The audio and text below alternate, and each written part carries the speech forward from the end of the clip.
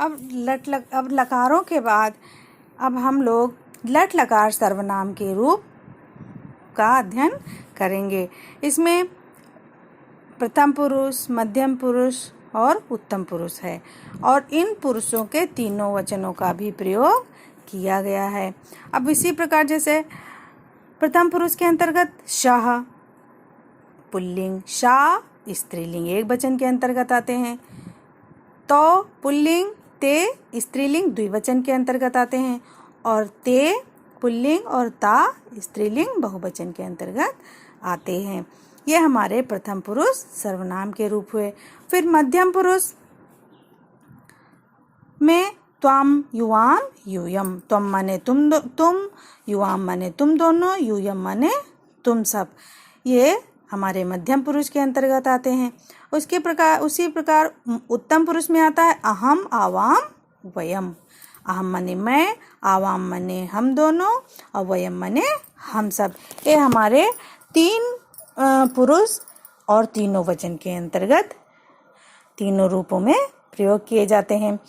अब इसके बाद लट लकार धातु रूप पठ। पठ मतलब पढ़ना। तो हम लोग पठ धातु को लट लकार में बदलेंगे।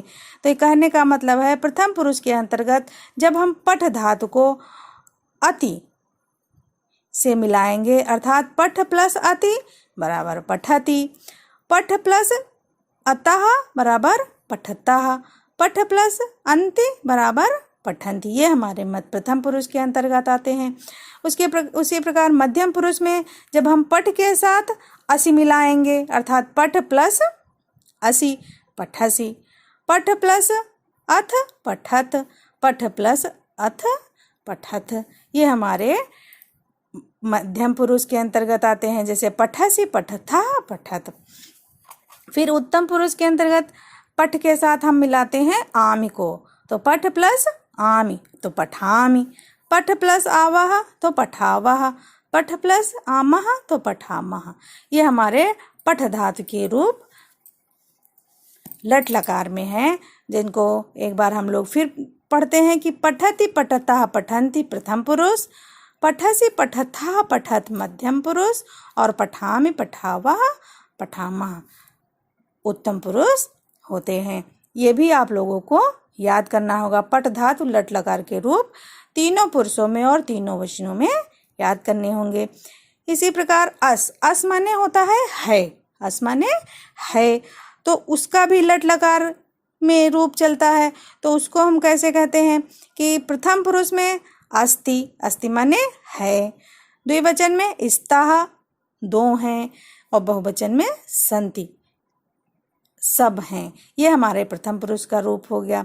और फिर मध्यम पुरुष का रूप धातु रूप असि का, असि माने हो, स्था माने दो हो और स्थ माने सब हो। ये हमारा मध्यम पुरुष तीनों वचन का रूप हो गया। अब इसी प्रकार उत्तम पुरुष में आते हैं। उत्तम पुरुष में अस्मि, अस्मि माने हूँ, स्था माने दो हैं और स्थ माने सब हैं। तो ये हमारे उत्तम पुरुष के रूप हो गए तीनों वचनों में।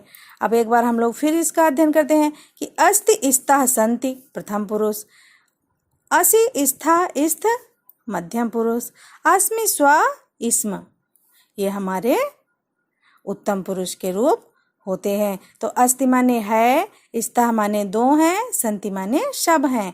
मध्यम पुरुष में असि माने हो, स्था माने दो हो, स्थ माने सब हो। फिर अस्मि माने हूँ, स्व माने दो हैं, स्म माने सब हैं। ये हमारे तीनों पुरुष और तीनों वचनों के रूप अस धातु के धातु रूप हो गए। इसी प्रकार हम लट लकार के कुछ अन्य उदाहरणों को देखेंगे। जैसे लिखा है लट लकार प्रथम पुरुष, तो लट लकार के अंतर्गत जो प्रथम पुरुष के अंतर्गत आते हैं वे, जैसे पुल्लिंग में सः पठति, स्त्रीलिंग में सा बालिका अस्ति।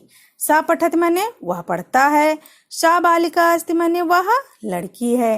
द्विवचन में तो छात्रों पठता माने वे दोनों छात्र पढ़ते हैं।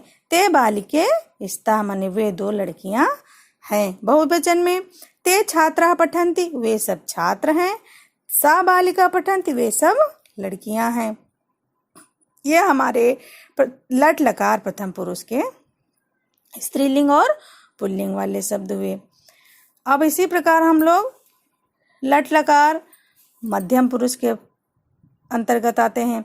तो एक वचन, द्विवचन, बहुवचन। तो एक वचन में क्या होता है? त्वम, त्वम पठसि। फिर बालिका त्वम सुंदरीयसि। द्विवचन में युवाम लिखतः और स्त्रीलिंग में युवाम छात्रो स्तः। बहुवचन में यूयम लिखतः और यूयम छात्रा स्त। ये हमारे मध्यम पुरुष लट लकार के वाक्य बन गए।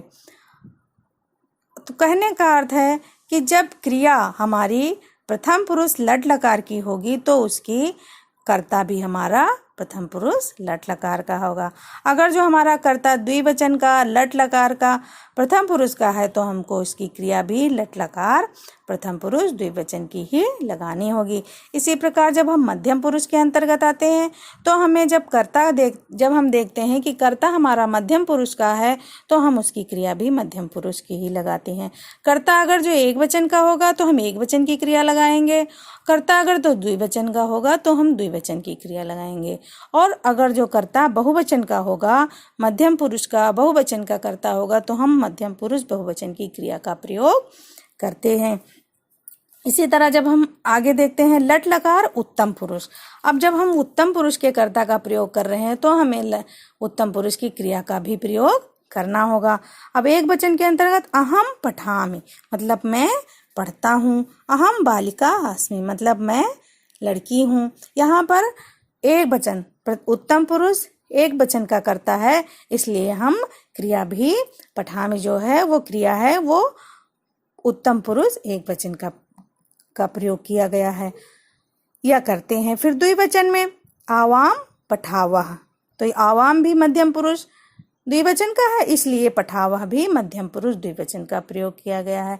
आवाम पठावह माने हम दोनों पढ़ते हैं। फिर आवाम बालिका बालिके स्वः, तो हम दोनों लड़कियां हैं। यहाँ पर आवाम उत्तम पुरुष का द्विवचन का है, इसलिए बालिके भी उत्तम पुरुष, स्व भी उत्तम पुरुष द्विवचन का प्रयोग करते हैं। उसके बाद बहुवचन में आते हैं उत्तम पुरुष बहुवचन के अंतर्गत। तो वयम पठामः, वयम पठामः अर्थात हम दोनों पढ़ते हम सब पढ़ते हैं। वयम पठामः माने हम सब पढ़ते हैं। वयम बालिका स्म मतलब हम सब लड़कियां हैं। यहाँ पर उत्तम पुरुष लट लकार उत्तम पुरुष बहुवचन का प्रयोग किया गया है कर्ता में, इसलिए यहाँ पर क्रिया भी उत्तम पुरुष लट लकार बहुवचन की प्रयोग की जाएगी। अब इसके बाद आप लोग इसको अच्छे से देखिए, सुनिए और समझिए। जो ना समझ में आए फिर आप हमें